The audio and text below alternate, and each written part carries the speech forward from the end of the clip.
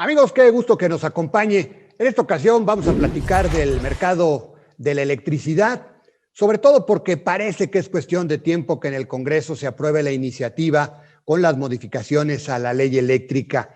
El siguiente paso que estaremos viendo seguramente será en los tribunales, porque muchas empresas se aprestan a interponer amparos contra esta iniciativa, porque pues ya sabemos, imponer por decreto a la Comisión Federal de Electricidad como el actor más importante del mercado eléctrico, da al traste todo el esfuerzo que se había hecho justamente para darle entrada al sector privado en el mercado energético, lo que sucede en todo el mundo. Y justamente para platicar de este tema, estará con nosotros el especialista en estos menesteres, Paolo Salerno, de Salerno y Asociados. Ya platicaremos con él acerca de las consecuencias y como todas las semanas, nos acompañará Claudia Angélica Rodríguez. Sabemos que hubo un problema en Dallas, en Texas en general, en lo que tiene que ver con el mercado de petróleo y gas, escasez, aumento de tarifas. Esto podría tener consecuencias también para el mercado petrolero a nivel global y justamente esto está evaluándolo la Organización de Países Exportadores de Petróleo, la OPEP. Platicaremos con Claudia Angélica Rodríguez. Lo invito a que nos acompañe.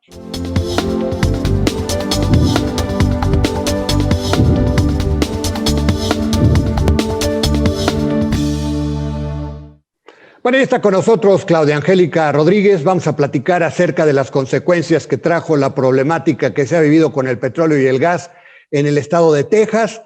Para el mercado petrolero internacional, pues seguramente esto traerá consecuencias y esto es lo que está evaluándose al interior de la Organización de Países Exportadores de Petróleo, la OPEP. Claudia, qué gusto que nos acompañes como siempre. Adelante, Claudia. ¿Qué tal, Alberto, amigos de Dinero? Pues un gusto también estar aquí con ustedes en Don Dinero. Pues sí, las circunstancias vaya que han cambiado. Vamos a cumplir un año cuando comenzaron los cierres forzosos de las actividades esenciales en el mundo por la pandemia del COVID-19, cuando de repente era más caro tener petróleo que no tenerlo. Había que pagar por poder almacenarlo. Muchos buques se tuvieron que regresar. Hoy, la ola de frío en Texas la semana pasada, por el contrario, hizo que rebotaran los precios de los crudos en el ámbito internacional.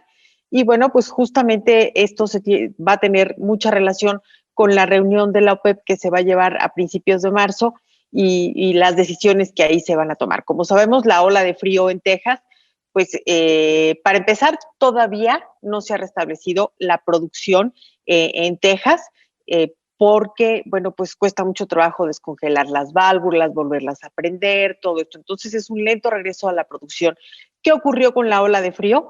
Bueno, pues se perdieron, o sea, tuvieron que detener por lo menos unos 4 millones de barriles diarios de crudo y alrededor de unos 21,000 millones de pies cúbicos de producción de gas natural.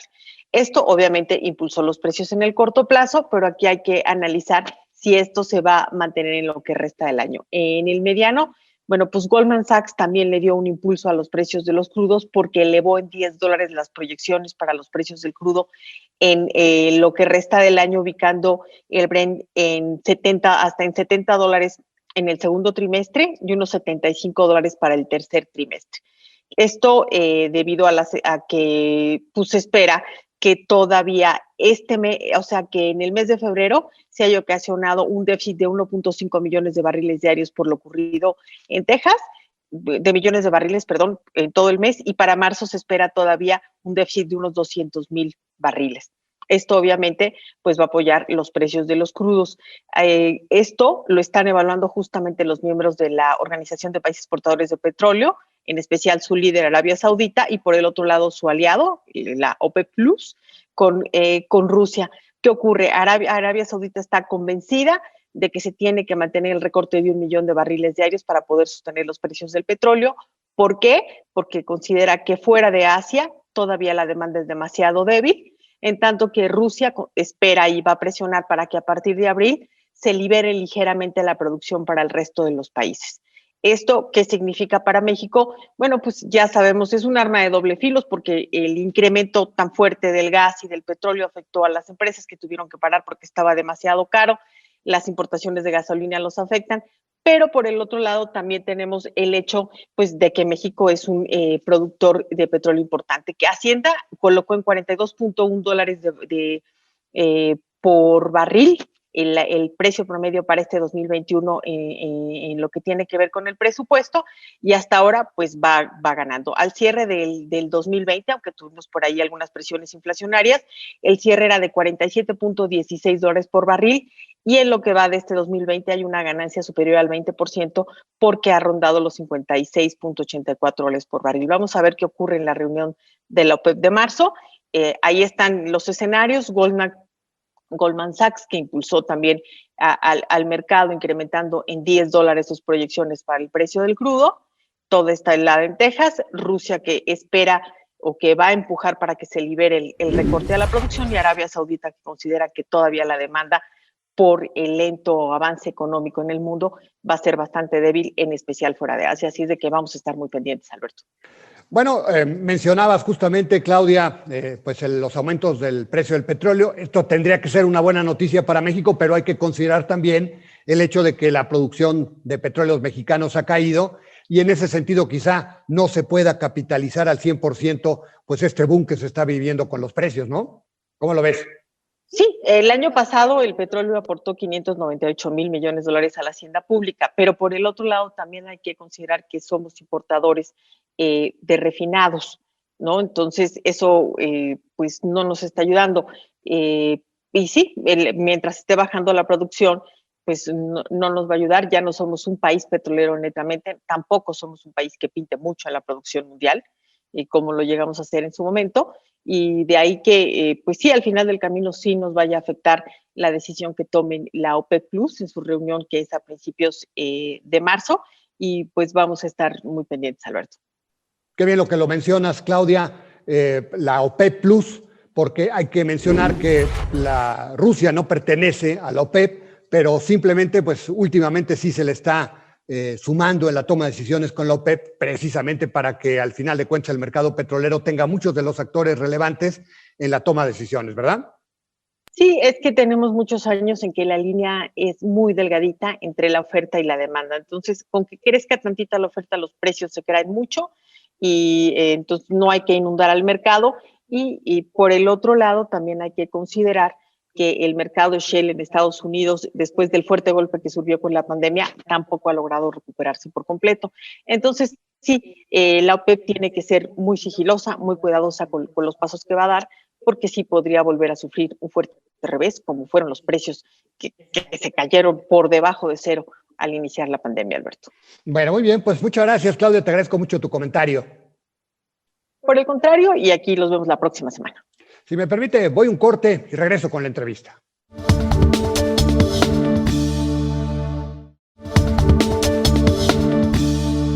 Bueno, ya estamos con Paolo Salerno. Él es pues un especialista en este tema de Salermo y Asociados.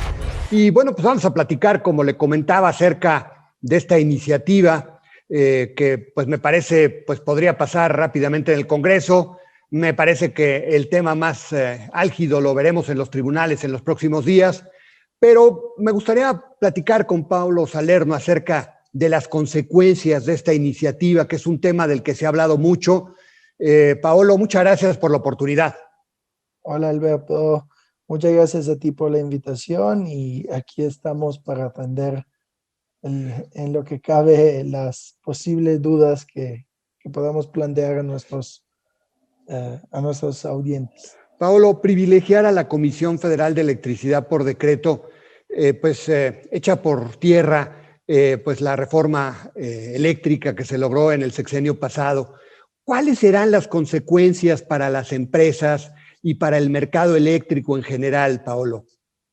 Mira, creo que hay varias cosas que hay que matizar en este tema. Primero que todo, yo sigo insistiendo, y lo seguiré haciendo, que la CFE no es una única empresa. O sea, la CFE está compuesta por empresas que están separadas legalmente. Entonces, por ejemplo, ayer estaba leyendo una parte digamos, del memo de la Auditoría Superior de la Federación, que decía que CFE Transmisión y CFE Distribución tenían mucho dinero que podían haber invertido en las redes y no lo hicieron y no se sabe dónde está ese dinero, ¿no?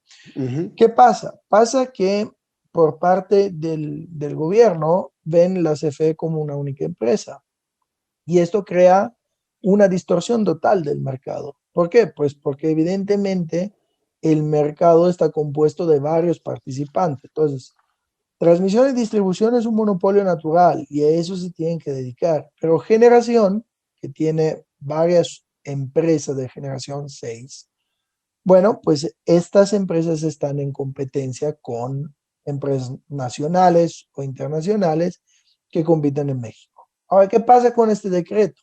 Con este decreto, bueno, con esta reforma que quieren hacer, es decir, a pesar de todo, aunque no le convenga a CFE Suministro Básico, que es una empresa separada de generación, aunque no le convenga a Suministro Básico, nosotros lo obligamos a comprar la energía de todas las plantas de CFE. ¿Cuál es la consecuencia? Pues la consecuencia, una ya se ha visto, la caída vertical de la inversión en México, o sea, tanto nacional como internacional. O sea, ya no ha habido eso. Segundo, por parte de la Comisión Reguladora de Energía, se han realmente hecho un cuello de botella la expedición de permisos. No se sabe por qué, pero ya no expiden permisos. Entonces, ¿qué pasa? Pasa que, consecuencia 1, no tenemos inversión. Consecuencia 2, no estamos teniendo seguridad jurídica, porque no se están cumpliendo con los plazos legales que se prevén. Y consecuencia 3, lo que va a ser el mercado eléctrico mayorista, pues no sabemos cómo va a quedar, porque ellos están introduciendo, independientemente del concepto del despacho preferente, o sea, decir, despacho primero a la CFE y luego a los demás, no sabemos cómo van a calcular ese despacho preferente. Entonces, ese es el punto. O sea, si antes era por costo de la más barata a la más cara, ahorita, como no hay este tipo de, digamos, de estructura, no sabemos qué tienen en mente y no han dicho ni una palabra de eso. O sea, nosotros no sabemos lo que ellos llaman costo de producción unitario, me lo apunto porque como que no me quiere quedar en la cabeza un rechazo personal. No sabemos cómo va a quedar. Entonces, realmente estamos en una situación muy gris, en la cual sí entendemos lo que quieren hacer, pero una vez más hay mucha imprecisión, mucho desconocimiento de cómo querer hacerlo, porque tú vas a modificar el mercado eléctrico mayorista, el mercado spot, en un mercado que no sabemos cómo va a quedar. Sí, y para las empresas, Pablo, ¿cómo lo ves? ¿Cuáles serán, digamos, las consecuencias para las empresas que necesitan energía eléctrica? La cementera, la empresa siderúrgica, pues todas esas, la automotriz que requieren tanta electricidad. Pues el problema va a ser muy serio porque lo que vamos a tener es lo que está pasando, apagones. O sea, realmente no tiene, desafortunadamente, a pesar de que yo le tengo mucho aprecio a la CFE porque creo que es una gran empresa, no tiene la capacidad para abastecer a todo el mercado. Entonces, pues de una forma o de otra tienes que tirar por otro lado.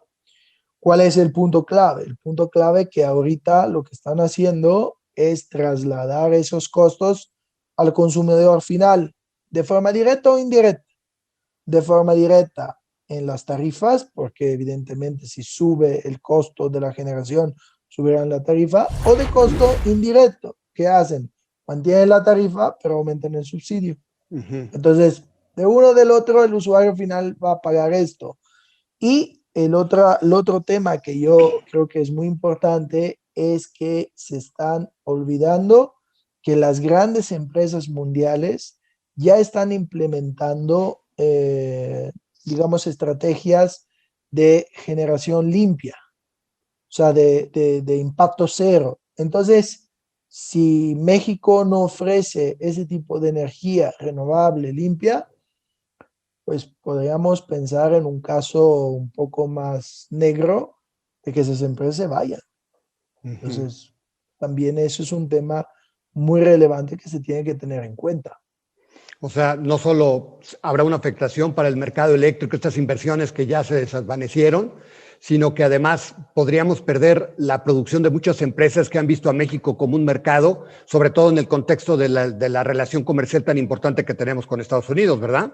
Es correcto, sí, porque date cuenta que yo, por ejemplo, en mi experiencia estoy viendo que muchas empresas están diciendo que cuáles son, por ejemplo, hace poco vimos una empresa de Arabia Saudí que nos estaba diciendo que cuál era la política para, digamos, el impacto cero. Y aquí no hay política de impacto cero, pero ellos la quieren implementar porque son empresas que compran a nivel global. Entonces, ya no es solo una política nacional, sino que es un objetivo global, internacional. Y eso a mí me preocupa mucho. Claro, porque pues al final de cuentas estas empresas tienen compromisos con sus mercados, con sus inversionistas, sus socios, y al final de cuentas si este país, o sea, si nuestro país, que siempre ha sido de los más cumplidores en lo que tiene que ver con el apoyo al medio ambiente, ahora pues da un golpe de timón, bueno, pues las cosas van a cambiar, ¿verdad? Es correcto. Bueno, muy bien. Bueno, pues Paolo, si me permites, vamos un corte y regreso. Y estamos platicando con Paolo Salerno de Salerno y Asociados.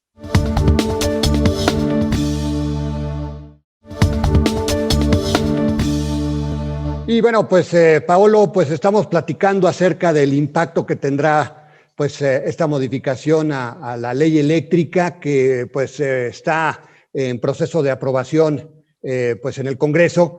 Y bueno, digamos, ¿cuál es el impacto que tendrá para la energía renovable? Sobre todo porque había inversiones, Paolo, que ya se habían realizado. ¿De qué monto estamos hablando de las inversiones que se habían realizado en energías limpias y que quedarán marginadas o que su situación se ve cuestionada porque hay incertidumbre en lo que va a suceder en lo que tiene que ver con el despacho con la Comisión Federal de Electricidad?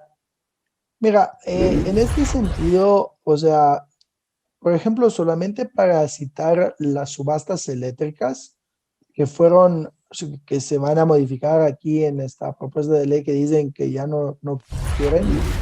Solo para que tengan un poco una idea, el primer año, la primera subasta, que fue la del 2016, perdón, que el fallo fue en 2016, fueron 2.6 mil millones de dólares, ¿no? 2.600 millones de dólares. La segunda fueron 4 mil millones y la tercera fueron 2.400 millones. Entonces estamos hablando de casi 9 mil millones de dólares que se han invertido en 3 subastas y que de ahí en adelante se han perdido. O sea, la cuarta subasta se canceló, no hubo una quinta, no hubo una sexta.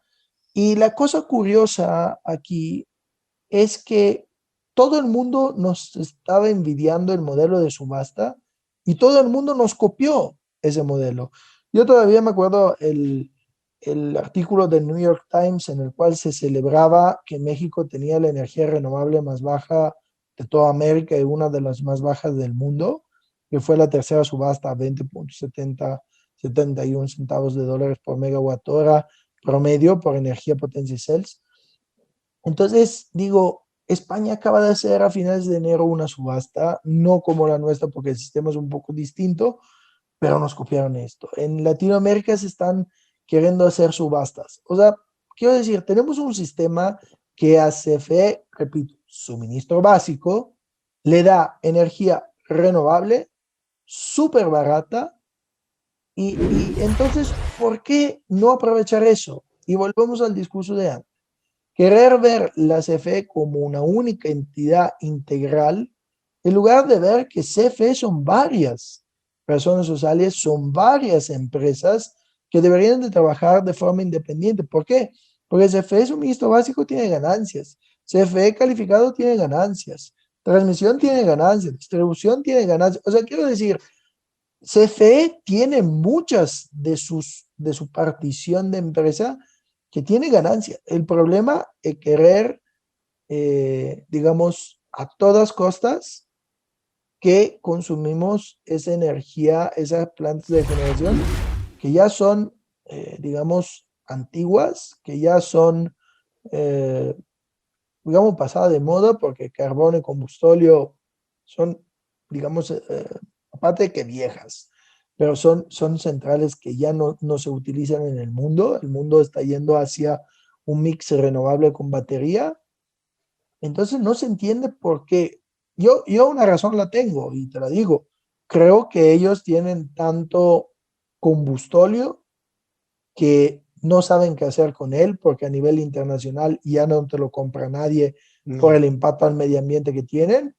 Y entonces, pues quieren hacer esta alianza Pemex-CFE para que se queme todo ese combustóleo, pero ¿a qué daño? O sea, y volvemos, aquí tenemos la Constitución, pero digamos que protege de forma muy clara el derecho a la salud. Y aquí en México, en la Ciudad de México, lo vivimos todos los días. Los humos de la planta que tenemos acá, en Hidalgo, de generación, pues está contaminando toda la Valle de México. Sí, Y lo esos vemos. daños, ¿quién los paga?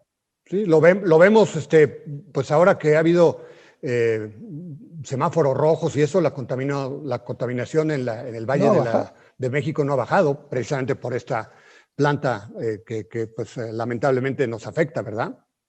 Ahora, Paolo, a nivel internacional, quizá veamos recursos de muchas empresas privadas que, bueno, a mí ya me han platicado que están preparando, los abogados ya me han dicho, pues estamos preparando ya los amparos y demás. A nivel internacional, ¿qué ves? Porque esto es violatorio a los acuerdos que se tienen con Estados Unidos, con Canadá, con Europa. ¿Qué visualizas en esa arena? Pues yo visualizo, si pasa la ley, visualizo 3 años más perdidos en el sector, porque como ha pasado con o sea, date cuenta que todas las políticas que se han llevado hasta ahora han sido amparadas y los amparos han sido suspensivos, entonces han dado la razón en todo casos a las empresas. Y en esta modificación va a pasar exactamente lo mismo. Entonces, tanto por la violación al TEMEC como para la violación al tratado por la Unión Europea, va a pasar eso. Pero sobre todo, o sea, yo me pregunto, ¿dónde está el compromiso del Acuerdo de París? O sea, también eso. O sea, nosotros lo tenemos, lo hemos firmado, lo hemos suscrito y también eso. O sea, todo el mundo va hacia allá. Y nosotros hemos metido una reversa cuando éramos uno de los países top en el mundo en ese sector, ¿no? O sea, es que es increíble. O sea, yo siempre digo que cada gobierno tiene la facultad de escoger la política que quiera, porque por eso han sido elegidos, pero en este caso, realmente económicamente para la misma CFE, en el corto y mediano plazo, pues que no le conviene. O sea, Sí. no le conviene ir hacia allá, y al país y a los usuarios finales muchísimo menos, porque esto sí le va a dar un golpe en el bolsillo importante, y eso, aparte de todo el tema medioambiental que hemos hablado antes, le va a golpear a la competitividad que tiene a nivel internacional. Entonces, creo que no hay por dónde, porque México necesita retomar su lugar a nivel mundial, y no se está haciendo, y esta reforma está haciendo más débil a todo México y más cara la energía para todos los mexicanos.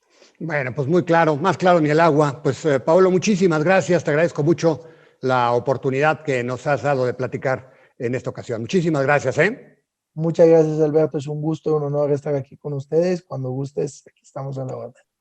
Amigos, pues ya nos vamos. Gracias por habernos sintonizado. Lo invito a que lo haga la próxima semana. Aquí estaremos, como siempre, al pie del cañón. Que la pase bien.